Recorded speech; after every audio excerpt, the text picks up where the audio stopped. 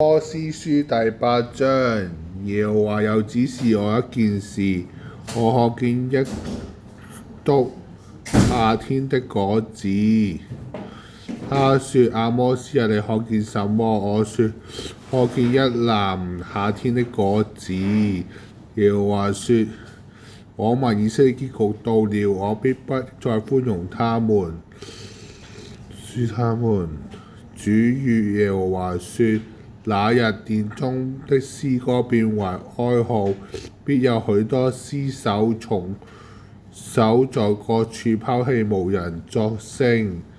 你們這些要吞吃困乏人，使困苦人哀敗的，當聽我的話。你們說，月潮的時候過去，我們好賣糧；安息日的時候過去，我們好開檔擺開麥子，賣出用小升斗，收銀用大折子，用詭詐天平欺氹人，好用銀子買貧寒人，一雙鞋換貧乏人，將壞了的麥子賣給人。耶和華指着雅各家的榮耀起誓說：他們的一切行為我永不不忘。地豈不因這事震動？其上的居民也悲哀嗎？地必全然像尼羅河漲起，如同埃及河上落下。主耶和華說：到那日，我必使日頭在午間落下，使地在白或黑暗。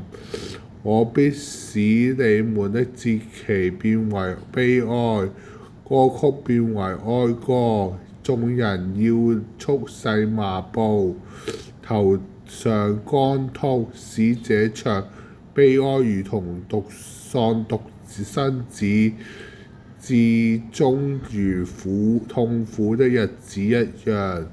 主耶和華說：日子將到，我必令饑荒降到在地上，人飢餓非因無餅渴，非因無水，乃不聽耶和華的話。他們必漂流從這海到那海，從北邊到東邊，從各處來奔跑，尋求耶和華的話，卻尋不着。當那日，美貌的處女和少年的男子必因乾渴發昏。